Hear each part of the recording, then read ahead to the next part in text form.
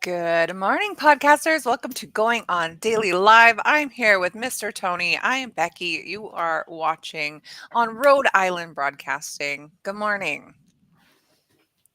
I'm talking Let's to you, start a Tony. drinking. Good morning. Let's start a drinking game. Let's start a drinking game today. Like all of the rest of New England, I am still sick. So let's see. If you're sober, take a shot of coffee. If you're a drinker, take a shot every time I have to clean up my Rub your snout today. nose. Oh my God. There is Well, your drinking game for today. I'm gross with coffee. I'm not drinking coffee, but I am drinking amino acids. And I found out after Nice. drinking quite a lot of them in a day. Um, I said to the girl at the store where I bought it from, "Is it okay that I'm drinking more than one of these a day? It just kind of flavors my water. It tastes pretty good, and I'm getting all the amino acids that I'm deficient in." And she's like, "Yeah, if your body can handle all that caffeine." And I'm not a coffee drinker. And I'm like, "What do you mean all that caffeine?" Well, I Uh-oh. guess there's like green coffee or something in it. And so I'm So like, this "Yeah, is that makes sense. I've been a little wired lately."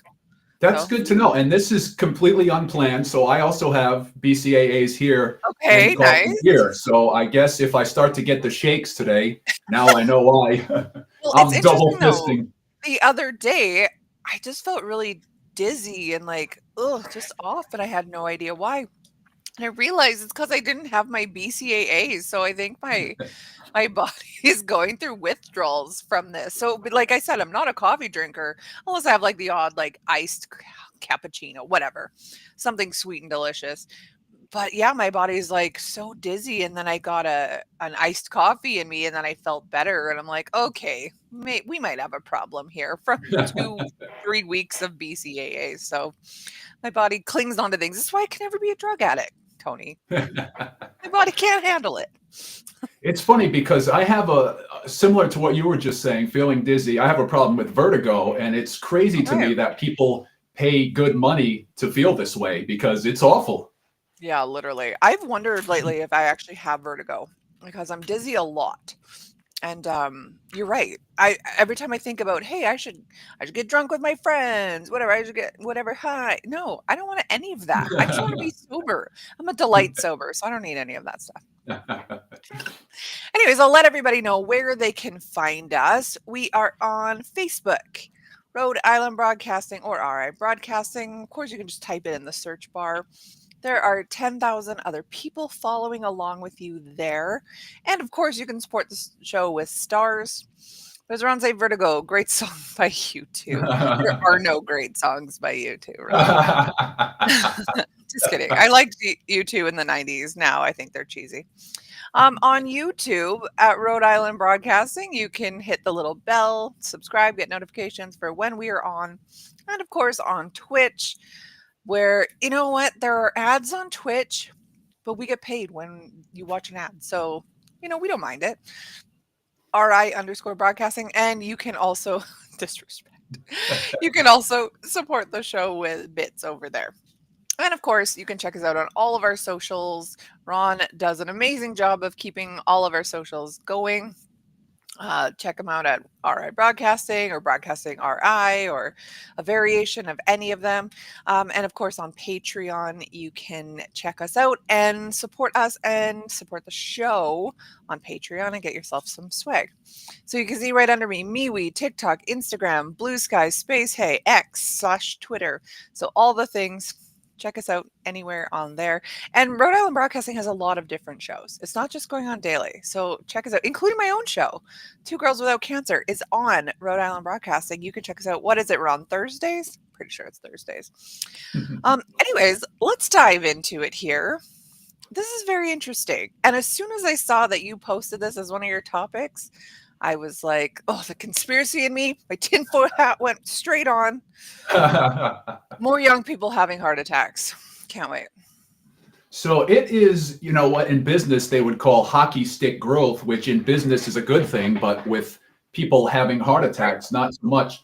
Some hospitals, 1 in 5 heart attacks is a person under 40. In the past 2 decades, it has just completely steadily gone up.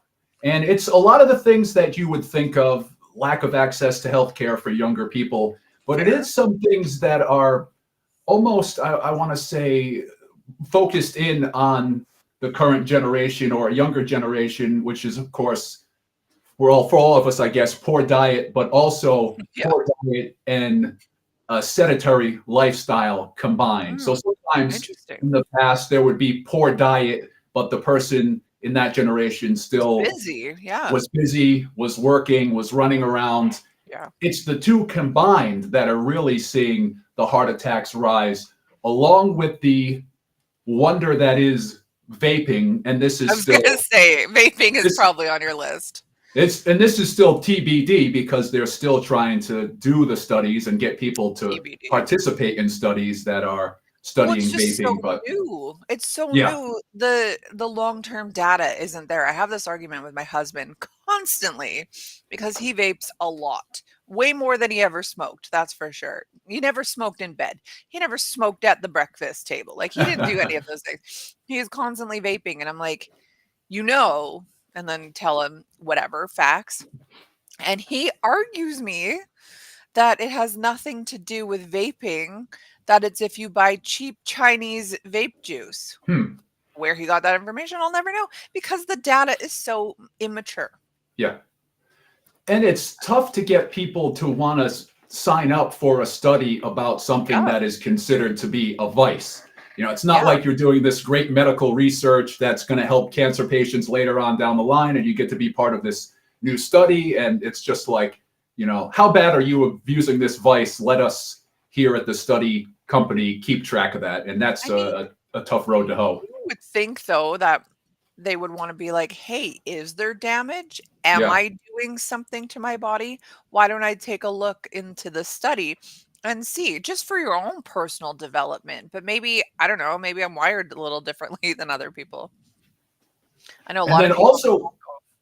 Sorry, go on. also kind of focused in on this generation is chronic stress and Yeah. the mental health crisis that is Oh, currently happening. yeah. And Wild. all of those symptoms tie into potential cardiovascular symptoms, not just later on down the road, but currently. And Ron just mentioned energy drinks too. That's another one where the information is so young on studying people. And I'm guilty of it too, of that energy drink being a go-to, but there are kids out there that are drinking these all day, every day, just like you would see Young someone of a kids. different generation with a cup of coffee. I was gonna say you got your BCAAs, you got your coffee, you also have your energy drink. You have the caffeine trifecta with you right now.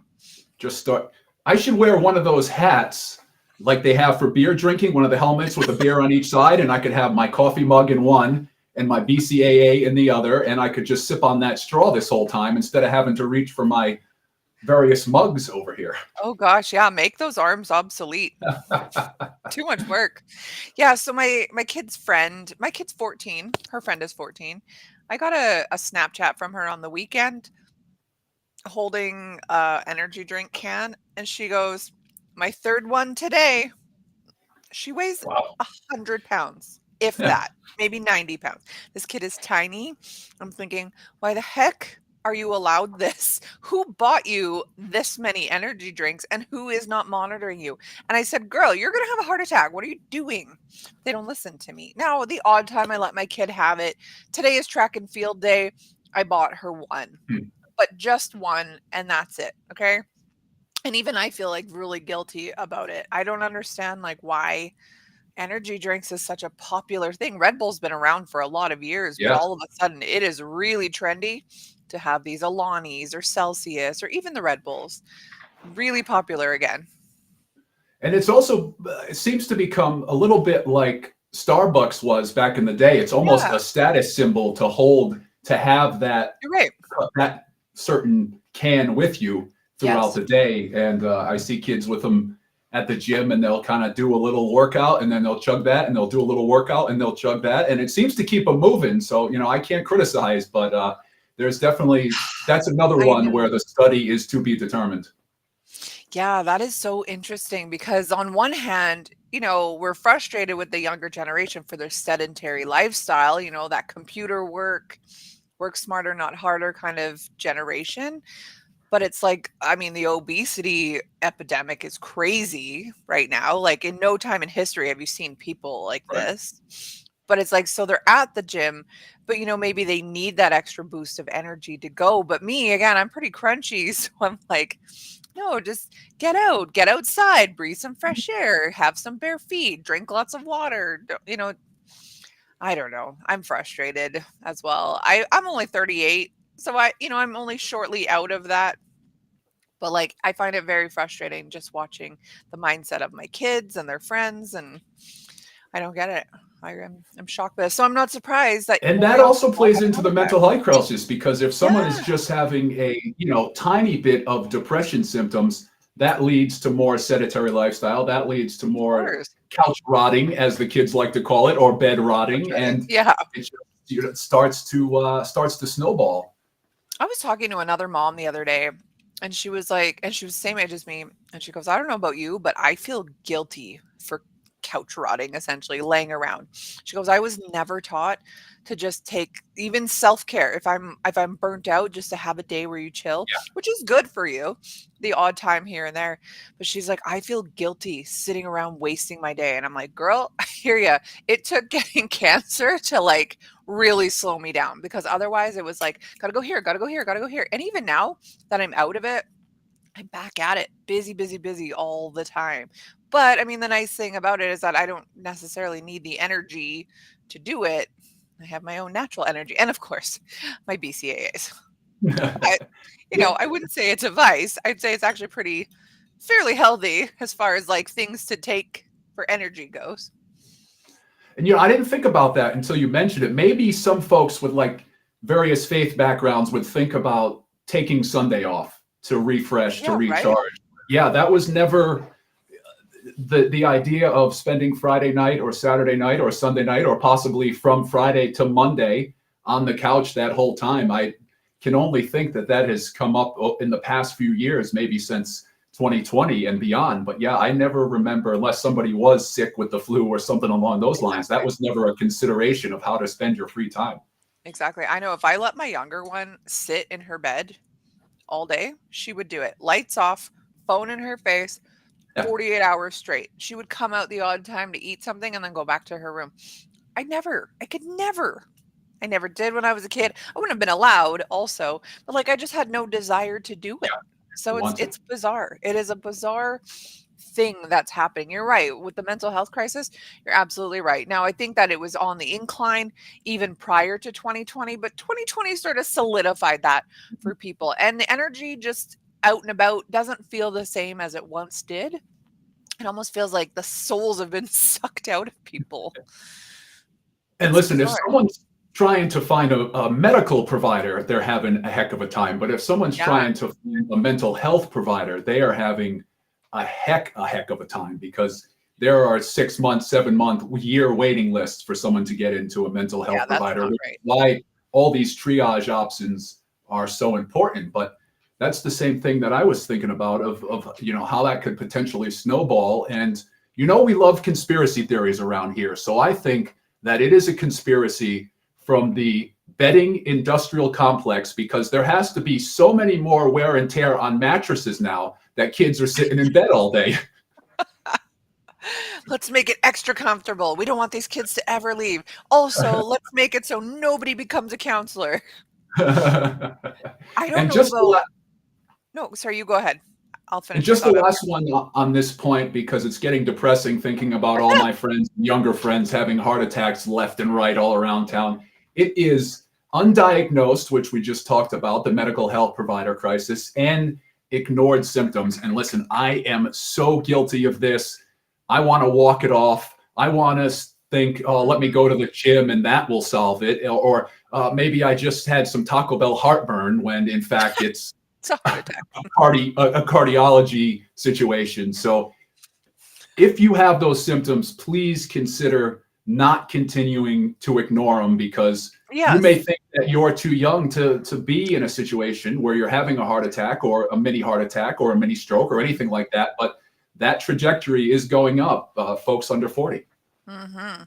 So what I was gonna say before is I don't know what it costs in the States, and it's probably different state to state or even city to city, what it costs to see a counselor. But in Canada, the kind of the median is $200 for a 50-minute session, Mm. 50. So yeah, if you've got extended health benefits, they probably cover 500. So cool, you get 2.5 sessions. I'm sorry, I've done counseling. You're going to need more than 2.5 sessions.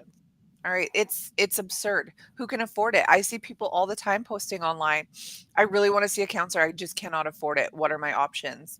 There are no options. You're supposed to just deal with your health crisis on your own. And that's where, you know, booze comes in, drugs comes in, whatever other vice comes in because you're just trying to self-medicate. It's actually quite a terrible cycle that's happening right now. Yeah, it is a true, like, I feel like I'm saying this a lot lately, which is sad, but it is a true triage situation. Yeah, it really is. Okay, so my other question, I mean, if we're gonna do anything today, we're gonna blow the algorithm. We're gonna be put in Facebook jail here. What are your thoughts on the COVID vaccine? Because I just feel, put on my tinfoil hat. I just feel like a lot of the reason why we're seeing more heart or cardiac events, and not even just cardiac events, but like illness events, could be because of this. And there's a Yeah, new one out that just hit the market now, and gosh, that's just another what we need. situation where it's still to be they're still attempting to study it. Yeah, well, this is what we're saying, like, 10 years of data on vaping isn't enough. So, like, certainly 1 year of data is not enough. 2 years of data is not enough, to make an informed decision. I just know, like, in my line of work, I see people who have been injured post taking it, and, these are young people. I had a 20-year-old in here, and I had her older brother who was about 30, and they were both very injured from it, and it's just interesting to me. These are young people. Never in history have young people been having heart attacks. The guy that day thought he was having a heart attack. Now, I used to do makeup. I was a makeup artist for a lot of years, and I did makeup on a nurse from the cardiac ICU unit in Calgary, and I'm doing her makeup, and this was like 2022 probably. And, she goes, "Oh my gosh, I've never seen the cardiac ICU as busy as it is now." She goes, "It's full of young people." And I was like, Obviously, it's full of young people." I was like, "What do you think this is?" And, again, I'm pretty conspiracy minded, so I knew what I thought it was. And she's like, street drugs." I'm like, Street drugs? Like, is that worse now than it ever was?" She's like, yeah, everyone's doing street drugs now." And I think, yes, there is definitely some efficacy to that. I think a lot of people are as they deal with their mental health crisis. Street drugs seems like a very viable option, but I also think there's got to be more to it. And like you're saying, there's a huge list of factors that it really could be. So, And that's another snowball situation because cardiologists weren't as needed, so not as many people went into the specialty. So there yeah. aren't as many cardiologists out there, and it Mhm. continues to roll forward. Now, Ron's saying it all goes back to food. Yeah, it really does when our food is really bad for you. North America has some of the worst quality of food because, I mean, the States, oh my gosh, the stuff that you guys put in your meat is mind blowing. Even some of that is banned in Canada. And you guys just pump your stuff full of it. And it's like, if you want to eat, if you want to be able to afford to eat, then you got to buy the crap. You Yeah. can't just go to a farm and go farm to table or buy all the organic, free range, grass fed, whatever. It's too expensive, right? Most people can't afford that. So then they eat the junk.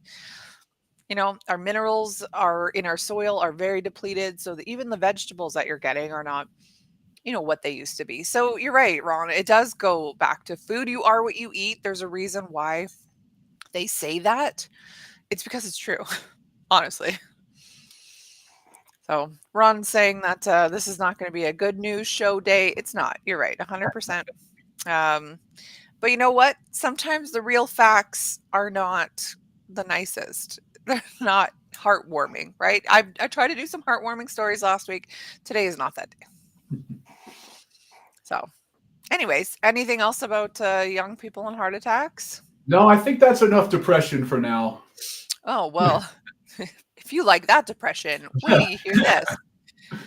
There is a controversial new study going on right now. Oh, wait, are we on mansions now? No, we're on.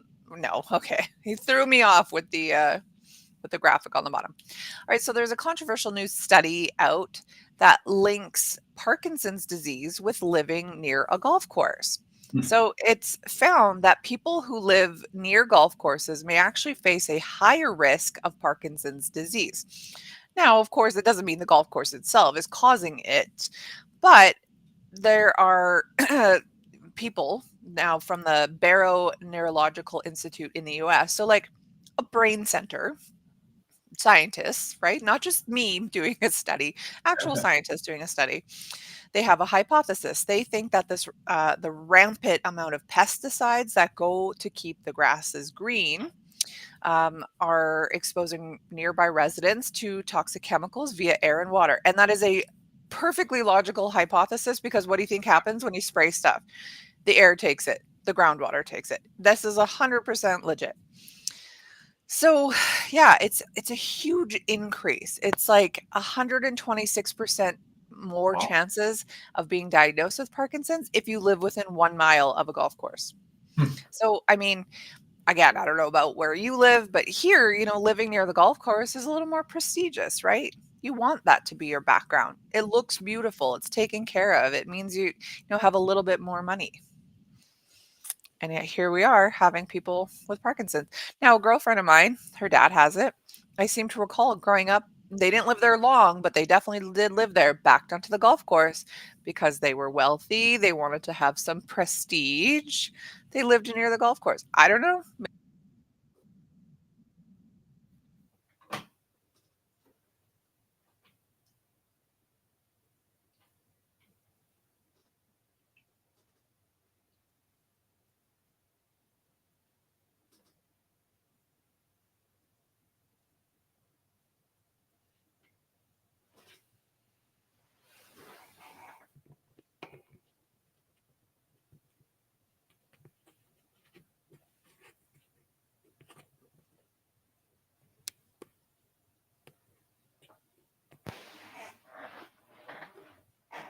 The magic of upsetting the algorithms, because I think that we have just got shadow banned. Becky has once again got shadow banned. You're due for a punch card, so I think it should be like a free coffee where you punch a certain amount. Once you have 5 shadow bans, then you can have a free cup of coffee. Oh, I would have a free Starbucks by now. Can you hear me now? You can obviously hear me. I can, now. yeah. Okay, I'm gonna try one more thing. Okay, how about now? Yep, still got you. I don't know. The Facebook gods have frowned upon me today. The free stream algorithm gods. Anyways, what I was saying before, I'm not sure where I got cut off, but it says that there has been intense debate over the years, wondering if certain pesticides have increased the risk of neurodegeneration. Farmers, for example, tend to face higher risks of Parkinson's disease, as do those who historically live in industrial regions. Is it because of pesticides and air pollutants, chemicals, like Ron is saying, chemicals seep into the groundwater? Yes, 100%. So, it's really hard to say. There's such a debate on it, again, because it's more like recent years they've wondered if this was a thing. So not a lot of research has gone into it, but it sounds like a fairly sound argument. Right? They have no idea what causes neurodegeneration, like Parkinson's disease, and there's no cure for it either. That's another really horrible thing. There's no cure for this. And so why not start looking into things that are so, like, I don't know, glaringly simple and obvious, right? Ron says it's been researched but hidden results. Yes, of course, as is most things. What causes cancer? I don't personally know, but someone does. So, and I don't know what's more insulting: paying a premium to live next to a golf course to potentially get Parkinson's or other diseases, or buying this beautiful place where you can entertain, inviting all your friends over, and then later having to tell them, "Oh, thanks for hanging out over here, but by the way, you're at an increased risk for Parkinson's disease. Hope you can come again and tell your friends." Yeah, exactly. Well, it's like living near a wind farm. It's like, oh, I'm being so sustainable, renewable resources, but it's like there's actually like very high increased rates of cancer living near a wind farm. for whatever reason. I don't know what it is that causes it, but yeah, it's very interesting. So it says that another, what is this? The Mayo Clinic and the University of Rochester and the University of Kansas adds to the debate. Their population-based study compared 419 Parkinson's cases with 5,113 healthy individuals matched for sex, age, and demographics. After adjusting the various neighborhood characteristics, the team found that living within a 1 mile, so 1.6 kilometers, range of a golf course was associated with that 126% increased risk of developing Parkinson's compared to those living more than 6 miles or 10 kilometers away.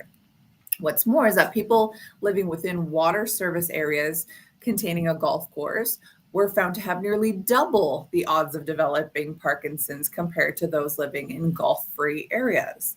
That's insane. So 252% chance if you share a water source with a golf course. So these correlations have led the researchers to argue that golf courses are a possible risk factor and that pesticides in the air and the groundwater are contributing to that risk. Public health policies to reduce the risk of groundwater contamination and airborne exposure from pesticides on golf courses may help reduce the risk of Parkinson's in nearby neighborhoods. So anyway, there's people naysaying it, of course. There's Parkinson, where is this? They doesn't say where they're from, but they're researchers, someone named Fletcher and another named Dexter. Parkinson's UK, that's where they're from, this Parkinson's UK Society. The new study never tested for groundwater contamination near golf courses or pollutants in the air, nor did the researchers properly control for other sources of urban air pollution like that kicked up by road traffic. So let's say you lived in LA compared to like some small town in, I don't know, Iowa. Is there going to be more risk of Parkinson's from golf course to golf course because you just have so much more road pollution? It's hard to say. They also say that what's more, groundwater data on pesticides around golf courses is limited, and a 2024 study found that airborne pesticides are of limited concern to golfers, even after playing 18 holes. I don't know. I feel like that's more, Monsanto or something coming in and being like, no, there's no research. You can totally play 18 holes here and breathe in all this chemical pesticide, and you're totally fine. But, that being said, there is a lot of danger with glyphosate and pesticides and things like that. Now, let me just bring up a different article here that I saw. Again, I follow a lot of crunchy pages, so I get a lot of this, crunchy research, right? So let's see here. Okay, so this is saying like this person's not even getting into what else Roundup causes, not just Parkinson's, but a whole list of everything. You can also, you can also look up all these lawsuits against Monsanto, and they've also sold the poison. So Roundup, Roundup to kill weeds. They've also sold this poison to Bayer, as you know, Bayer of aspirin, Bayer pharmaceutical company, for $63 billion. And they are also looking to pass laws that give them immunity against other lawsuits. So if you don't understand like how corrupt pharmaceutical industries are and, the lobbyists and things like that, it's very dark. It is a very dark rabbit hole to get down. If you were someone who lives in this like perfect world where no one would ever hurt us, my friend, welcome to the internet. It's a nasty place. So glyphosate is obviously everywhere as well. It's one of the most pervasive toxins in our modern world. So things like Cheerios, Trix, cereal, Trix are for kids, Corn Flakes, Raisin Bran, Special K, Frosted Flakes, Ritz crackers, Oreos, Lay's chips, Doritos, Fritos, all of those have very high levels. Like, I don't know what in Cheerios, of course, it comes from wheat. So yeah, 100% it would. It's saying like, okay, what is it here? The glyphosate levels are in Cheerios are 1,125 parts per billion. So I don't know what like an acceptable amount is, but that seems to be the highest on this this list right here, with Fritos at 174 parts per billion. But yeah, time to stop eating everything. Listen, you got to cook your own meat that you've butchered yourself from animals that you grew in your yard. vegetables that you grew yourself, regenerative farming. It's a lot of work, and that's just it. Like, how do we even do this?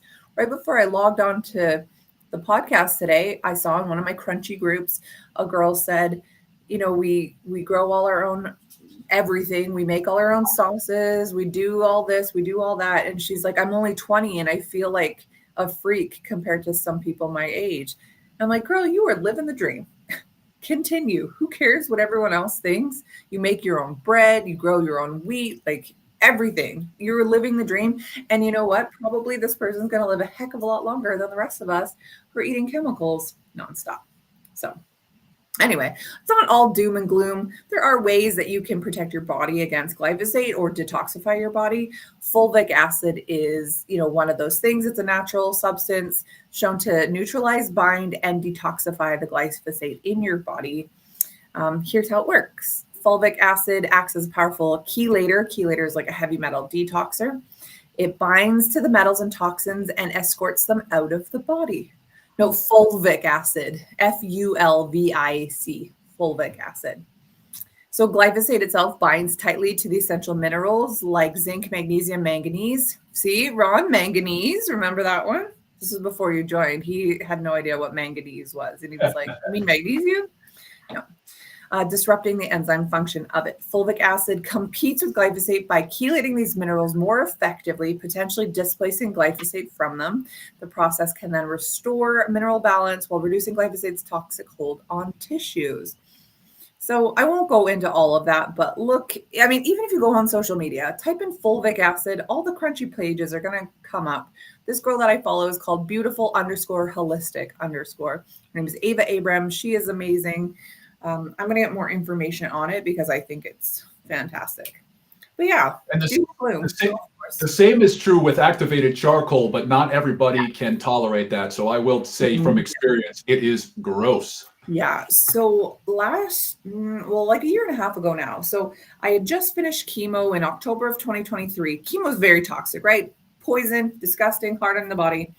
And I was like, okay, I'm going to take vitamin C and ozone therapy and different minerals and stuff via IV bags, just to like get it out of my body, right? To get as healthy as possible. Well, here's the thing. Sometimes your body detoxes a heck of a lot faster than it can eliminate. And then you get sick. If you're doing a detoxing without the proper elimination channels, you will get sick. And I did. I was so ill. I ended up in the hospital. I thought I had brain metastasis. I thought they went from boob to brain. I was convinced I had to have CT scans, MRIs, all the things. They found nothing. I thought I was having a heart attack. They found nothing. Everything was just me detoxifying and not being able to handle it.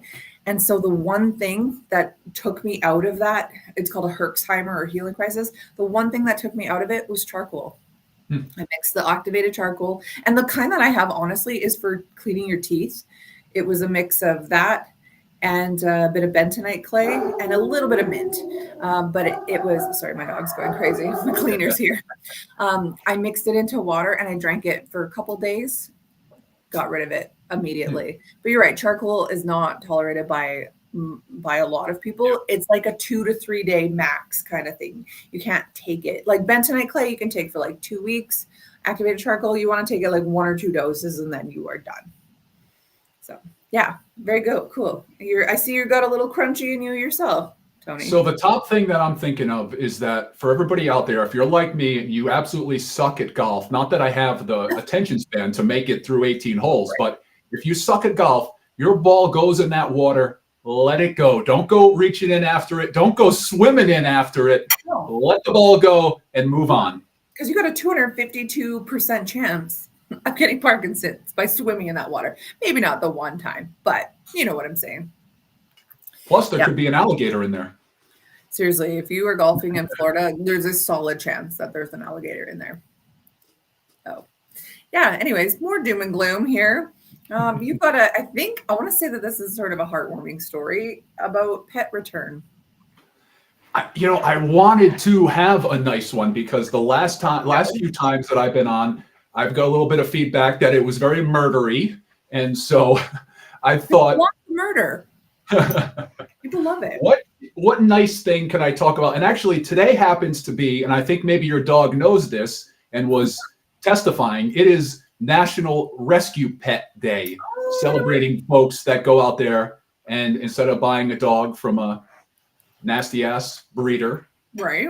rescues a pet and specifically rescues a senior dog that have nowhere else to go. So this is actually rescued senior dog. She's old and crusty, and she's a this is surprisingly, this is the shortest time Boo the cat went missing in the UK from 2018. They found Boo again in 2005. So Boo was missing for 13 years. However, this whole 13 years, and they confirmed this, I was thinking how, sometimes cats and dogs looks the same. So these are all confirmed with the microchips. So they in fact know that is the same pet that went missing originally.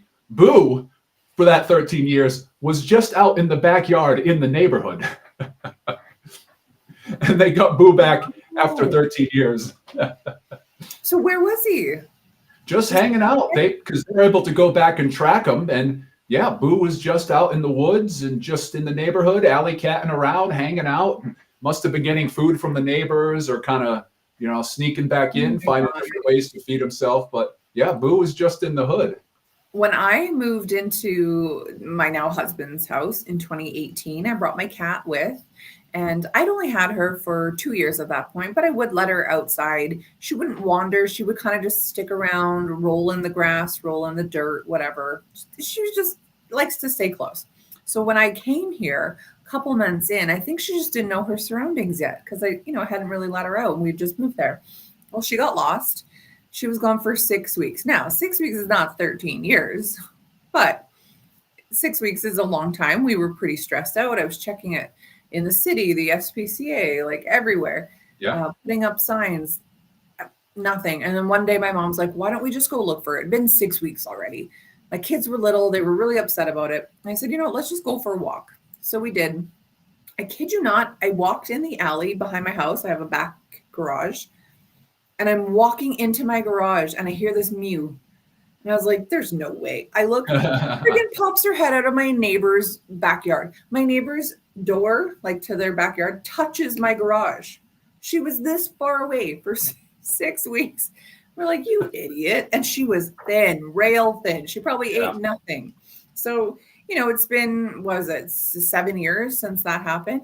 I let her out all the time. She has never left since. I think she realized she doesn't want to be a street cat any longer. That's funny too, because when I rescued her in 2016, she had been a street cat as well. So you think she would have not wanted to go back to that life. Yeah, she's a cat that can't hunt. She's very kept. Today I fed her cuts with cheese and some pulled chicken. She's a fancy cat.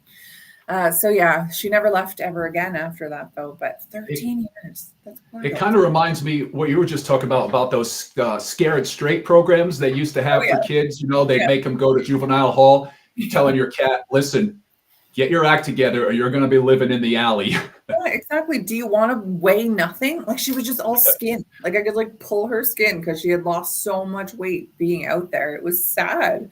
I'm like, well, it serves you right for not knowing how to walk 2 feet this way into your own backyard for 6 weeks. Like she's lucky it wasn't in the winter time because it gets very cold here. So yeah, 13 years. So also in the UK, Tigger the cat is the longest confirmed. Tigger was gone from 2006 to 2023, missing for 17 years, microchipped. They were able to confirm that this was in fact the same cat. And again, they found that cat in their own garden. So that cat was sticking around locally too for 17 long years. Oh my gosh. Like I know how cats can be. They can be a little put off with you, right? If you don't give them exactly what they want in that moment, they're mad. So he's just like, no, I'm not going to talk to my human for 17 years. Yeah. It got a little out of hand. Oh, talk about holding a grudge. Yeah, literally. But what's sad about that is 17 years is a huge amount of time. 13 years is a huge amount of time.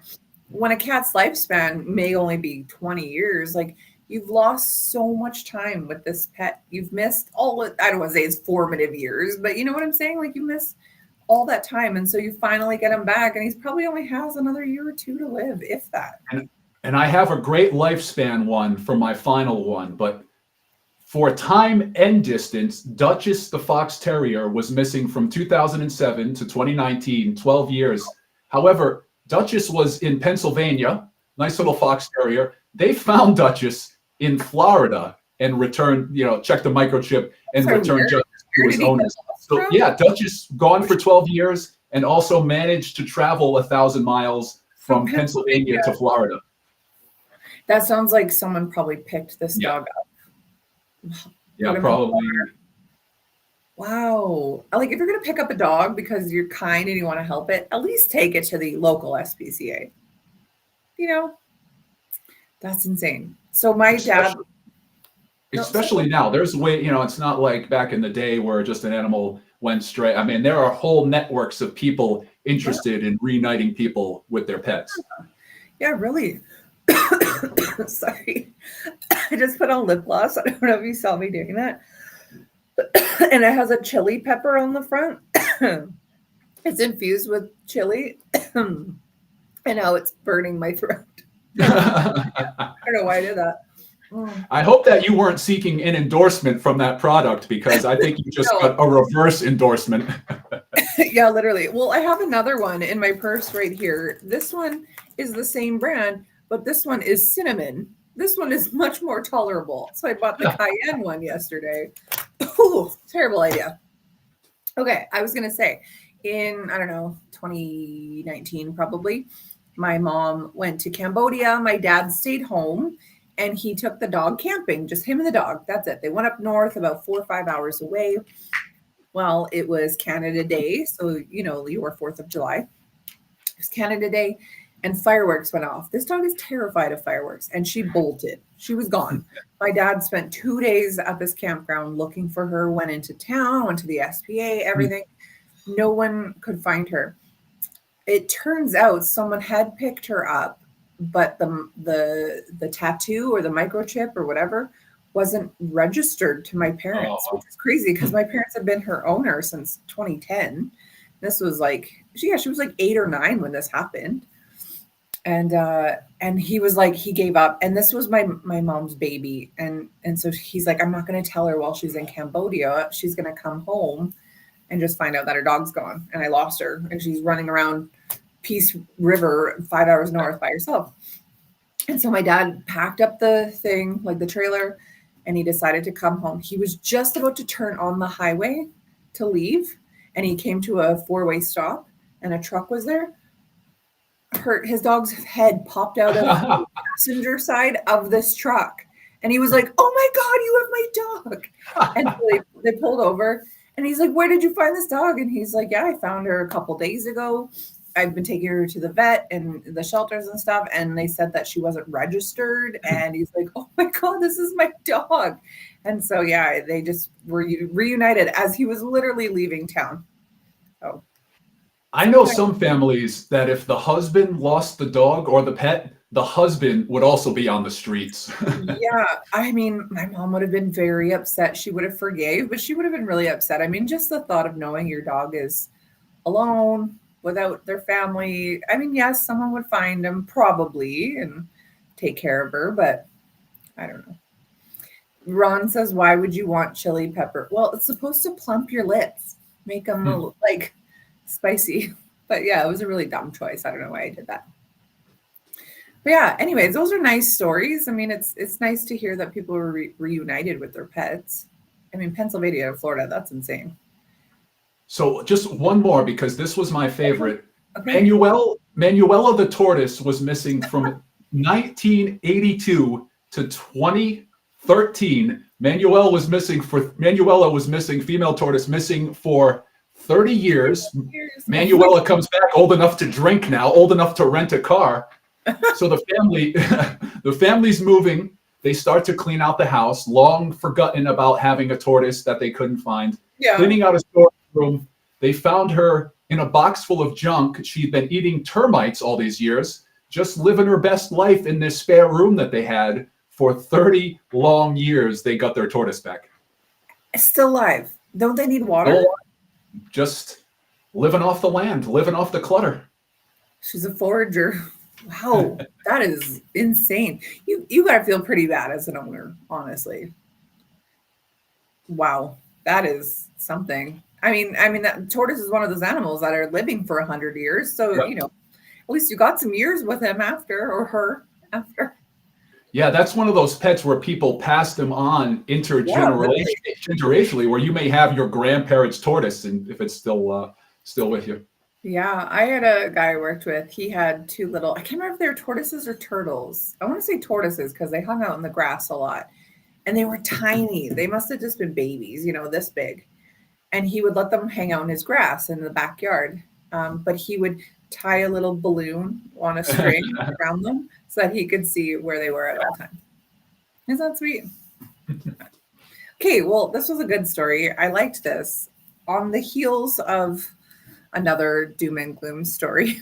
And talk about a place where the animals hopefully are escaping the facility.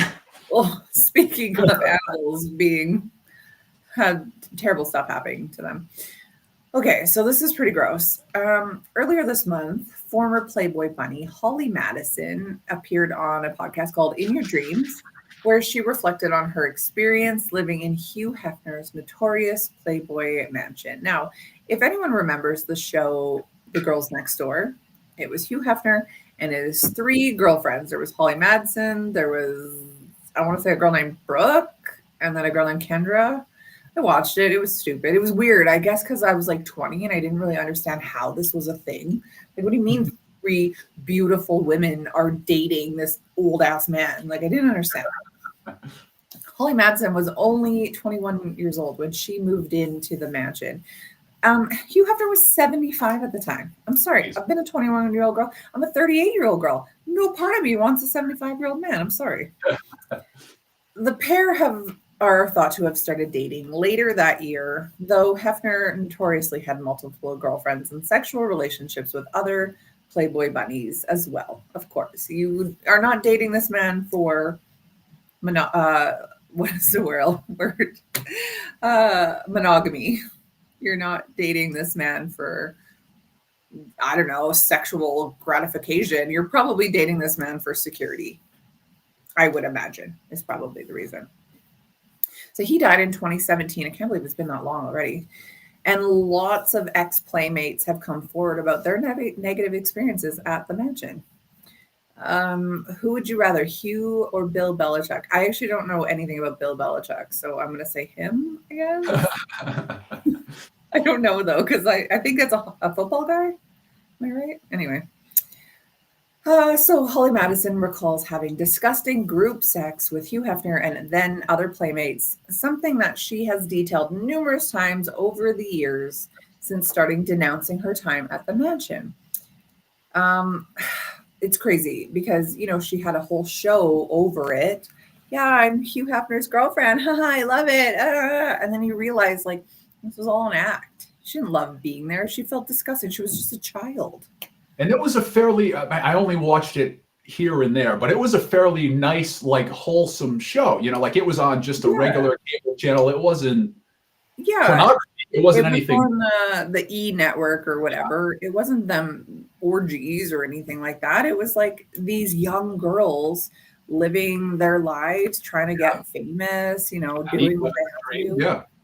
They really did become good friends with each other too, a sister wife type scenario. But at the end of the day, none of these girls liked Hugh Hefner. None of them enjoyed being with Hugh Hefner. They were trying to get famous. And it's sad that they had to go that route, right? So she has a whole bunch of different things here. I'm going to read through. It'll probably take us right till the end of the show. So unfortunately, there will be no top 5 today. Ron, save that for another day. So last year, Holly Madison shared that the mansion was full of trays of makeshift lube in every bathroom, out on the tennis courts, by the pool. It would be this is like a Diddy house, okay? Just lube everywhere, 1,000 tubs of it. Good God. It would be full of a tray of Kleenex, Pepto-Bismol, because obviously sex makes you indigested. A 75-year-old man, it does. Yeah, right. Like, hold on, I've got diarrhea. Let me just try this Pepto-Bismol. Vaseline, yuck, you don't put that inside of somebody. Baby oil, yuck, you don't put that inside of somebody. And sunscreen. And of course, any makeshift lube that he could find. That's gross. A couple years prior, Madison also alleged that Hefner used baby oil as lube against her will. She said, I remember talking to the gynecologist about it and then telling Hugh Hefner, you need to stop using the baby oil. I can't use it. Even telling the gynecologist or telling him that the gynecologist agreed with me, he would argue and be like, well, people use baby oil on babies. And I'm like, yeah, on their skin, not internally. You're not supposed to put it there. But he wouldn't stop. So this girl probably had infections nonstop. Yeah, it's terrible. She says that it got to the point where I refused to use it. And then other people would tell me that he would, in the bedroom, put it on his hand and put it on me when my back was turned. And I didn't know he was doing it. Why? Oh my God. She said it's so foul and non-consensual and so gross. Like, honestly, she was probably happy when he died. I hate to say that, but she probably was. Granted, she chose to be there. She made her bed, but like nobody deserves this sort of treatment. In 2021, ex-playmate Sandra Theodore, who dated Hugh Hefner for 5 years in the late 70s and early 80s, claimed that the Quaaludes, so, sedative hypnotic drugs, were used for sex in the mansion. She alleged it was such a seduction, and men knew this, that they could get girls to do just about anything they wanted if they gave them a Quaalude. Now, Holly Madison said years later, of course, that she raised concerns about these Quaaludes. She said, I remember asking him, aren't you scared to give these out to people? What if somebody overdosed? Before he said, yeah, it's a thought, but he didn't care. It was nonchalant. Like, if someone dies of an overdose at your house with something that you gave them, I feel you're probably liable. That being said, it's Hugh Hefner. He probably got away with a lot. A lot. When you have money, you get away with a lot. Last year, Hugh Hefner's widow, a girl named Crystal, made this heartbreaking claim that animals were abused at the mansion, like we were talking about, which had an on-site zoo as well. Even with the window shut, I could hear their voices in my mind. Help, help, they called and wailed. I don't know why she's saying it like that. At least that's what it sounded like to me. So in what way were they abused? I'm not really sure. In the 2022 docuseries, Secrets of Playboy, Theodore, remember his girlfriend from the 70s and 80s, claimed that she once, this is so gross, walked in on Hugh Hefner engaging in sexual activity with a dog.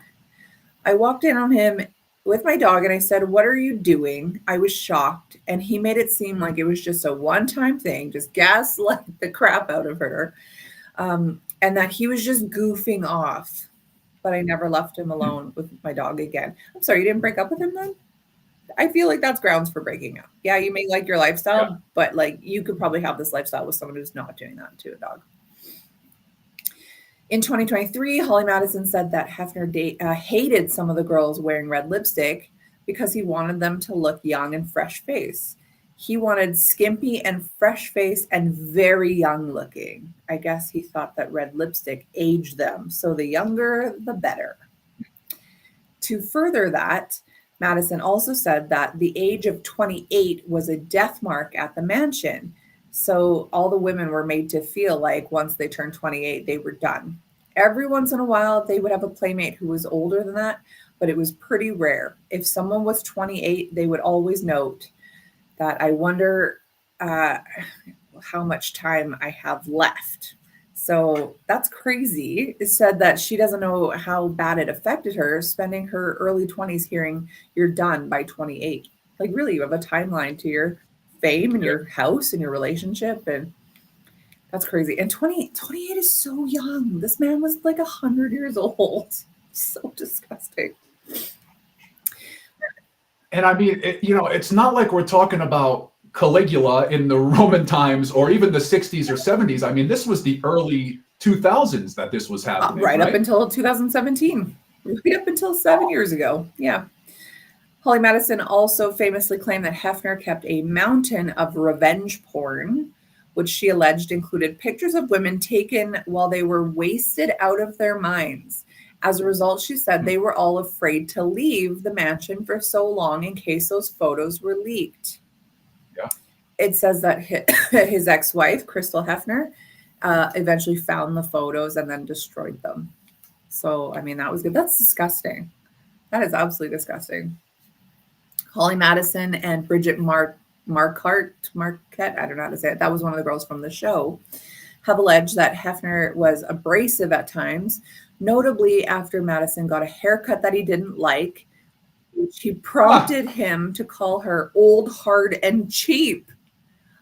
She had long blonde hair. It was probably just a little snip. Like, listen, like that is the end of any relationship when a guy tells me he doesn't like my hair. I do not care what you have to say. It's my hair.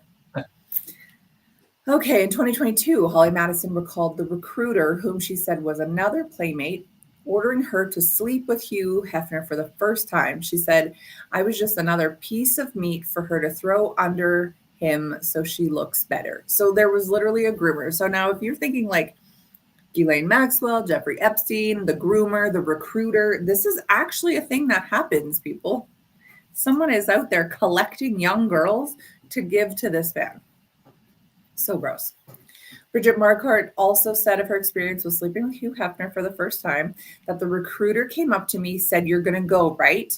I was hoping that I could just observe and not participate because I definitely was not ready and I didn't want to.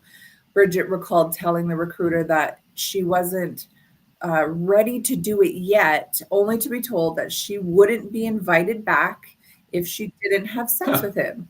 She eventually slept with him, which left her feeling icky, disappointed, and embarrassed. But then I asked, why did you agree to be his girlfriend just for a TV show? At what point, like, does your, I don't know, does your, what am I, like your self-worth, like, does it have a cost? You know what I'm saying? Like, if you thought it was disgusting. What amount of Pepto-Bismol is going to cure that notion? You're going to have that Pepto-Bismol in kegs. Good thing it's in every room. Good thing you have access to it anywhere you want. Holly Madison said that Hefner pressured her to quit her part-time waitressing job because it made him jealous.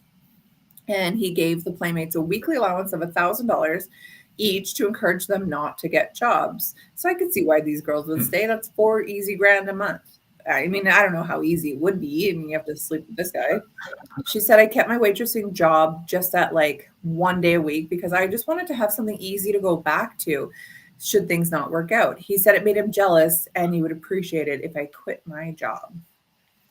In the same year, Bridget Marquardt claimed that Hefner would keep track of the playmates' allowances in a notebook that he kept locked away in a safe. The black book kept track of a few different things, like when somebody collected their allowance, and he would mark it off so you couldn't ask for it twice. He's like a classic old man, you know, old businessman. That's so funny. Holly Madison also said that sometimes Hefner would give some of the playmates a report that detailed how good of a job they were doing, which he put together by keeping track of who had sex with him and on what nights. It's like his ledger. Okay, I got 2 more points here, and then we can be done. I know we're already over. Holly Madison once revealed that she and some other mansion residents were not on birth control. Oh my gosh. I mean, could he still get a girl pregnant? Probably. I don't know who was and who wasn't, but I wasn't. I just don't think anyone ever felt for a second that they were going to get pregnant from him. I just don't think that we were ever in danger. Yuck, though. Ew, what if you were? What if you were tied to this man forever? I mean, I guess it's like, you know, the payout at the end. Anyways, the last point here that she made was that she described the mansion as being cult-like, and stating it was so easy to get isolated from the outside world there. You had a 9 o'clock curfew. Oh my gosh. You were encouraged to not have friends over. You weren't allowed to leave unless it was a family holiday. So yeah, that's a little cult-like for sure. If you encourage people or you don't allow them to do things, you isolate them from their family and their friends. And a 9 o'clock curfew, these are grown women. Yeah. So I don't know, at what cost? Like you said, how much Pepto-Bismol will it cost to I don't know. This is gross. It's a gross story. I saw it and I thought, yuck, let's talk about this. I hated talking about this. But I mean, if anyone is still out there being like, ooh, yeah, Playboy, like so awesome. No, it's not. Hef had the life. No, he did. He was disgusting. These women, if you like aspire to be a Playboy model one day, don't. It's gross. Which to the point, I mean, at the same time running a multi-million-dollar as the CEO of a publicly traded company, because Playboy was under the stock ticker PLA. You could buy on the public market Playboy stock at one point, and kind of went back and forth, public and private. And then his daughter took it over, Crystal Hefner, who just imagine being Hugh Hefner's daughter as all of this comes out and thinking about what that legacy is. But it does seem like it is something that started, I don't want to say nice, but fairly nice in the 60s and 70s and just continued to escalate and escalate and escalate. And I mean, just imagine if he didn't pass away when he did. Imagine what would still be going on. Gosh, yeah, I don't know. I mean, okay, like to your point in the 60s, like it was risque, right? He's trying to break social norms. Oh, these are women that are showing not only their breasts, but their vaginas as well. Like that is risque for the time. They were trying to break out of a very stuffy box, as the sexual revolution happened in the later 60s and things like that. It took steam. And it probably shaped what the porn world is today. Not that I think that's a good thing, but like, yeah, it was revolutionary for the time. But like, this man's disgusting. The whole situation is disgusting. When you think about what these poor women, again, granted, they chose to be here, but they were scared to leave. What they had to go through just for their 15 minutes of fame is horrible. Now, I don't think it's much different than most of Hollywood, to be honest. So every time we talk about celebrities, and I'm like, by the way, I hate this celebrity, but like, I'm going to talk about them. It's because I think that a lot of Hollywood is like this. We see the people get thrown to the wolves, the Bill Cosbys, the Kevin Spaceys, the Harvey Weinsteins. Who's the latest? Oh, P. Diddy, duh. And I just think that they are a couple pawns in a huge chess game. I think everyone's sort of involved. So it's gross. And people are dropping by the day too. I mean, Smokey Robinson of all people, the What, latest really? one come out. Yeah, he's it was his housekeepers that he was chasing around. It's just every time you think that person is, they could have never been like that. They are such a nice person, and it just you don't know though. Yeah. People get on the sex high when you're famous, like you're used to people telling you yes, yes, yes all the time. So it's like, do you even know the difference between yes and no anymore? Like you don't know the word no because you're so used to getting whatever you want. So it's like, it's almost like a conditioning thing, right? It's like you're conditioned to hear yes. Yes, you'll get what you want. You can have it because you're famous. So when someone says no, you probably don't even hear it, honestly. So, I mean, there's definitely more of a psychological piece there. I mean, with Smokey Robinson, like, is there a statute of limitations on this? Like, did this happen recently or was this like a long time ago? No, yeah, I think they are talking about the Motown days. So it's it might and you're right, like women couldn't come out and talk about these things back then, but it's like, I don't know, it's been 40 years, maybe. I don't know. I don't know how I feel about it. I don't want women around the world to hate me because I think I'm not a feminist, but I also think that at some point, like you have to stand up for yourself, even when the time is inconvenient or whatever. I don't know. Anyways, that's it for today's show. A doom and gloom episode, except that Manuela got home. Manuela is home. Eating termites for 30 long years. Yeah, talk about a natural diet. Yeah, right. Tomorrow, Mr. Kenny is here. I think I saw Kenny in the comments for like a split second. So Kenny, I don't think you're here anymore, but Kenny will be back with Ron.